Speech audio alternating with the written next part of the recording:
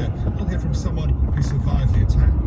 In some aspects, he's the head of the snake. Maybe he's not the one who flicked the switch or pulled the trigger, but definitely had an influence in the community of terrorism. Just ahead, proceed straight on Constitution Avenue Northeast. Shot down in Iran. We'll talk to the man who lost his wife and daughter about loss and the search for justice. All of that and more after the news.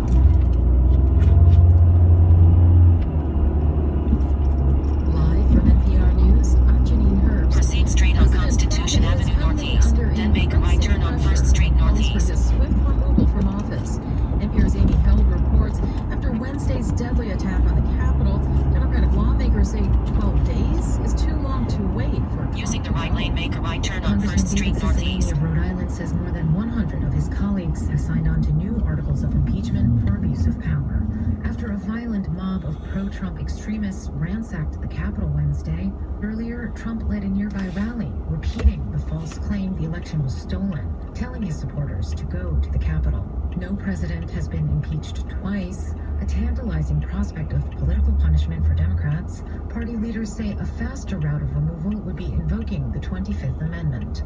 But Vice President Pence and a majority of the cabinet would have to support it, a never-before-used process that Pence has shown no sign of considering. Amy Held, NPR News. Meanwhile, former Homeland Security Secretary Jay Johnson says he's not sure removing the president is the best option. Going to the exercise of impeachment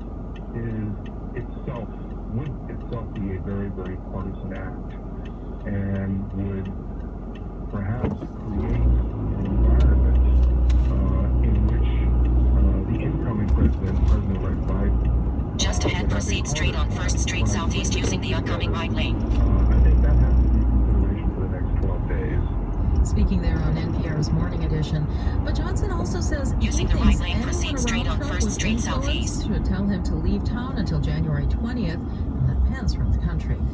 The monthly jobs report out this morning shows the U.S. economy lost 140,000 jobs last month, and the unemployment rate remained at 6.7%. As NPR's Chris Arnold reports, the numbers were worse than expected. This report marks the first time in months that the economy is losing jobs again. The outbreak caused 22 million job losses back in March and April. Just ahead, make a right turn on Independence Avenue Southeast using the upcoming right lane. Been stalling as the pandemic has grown worse than ever. Using the right lane, make a right turn on Independence Avenue Southeast.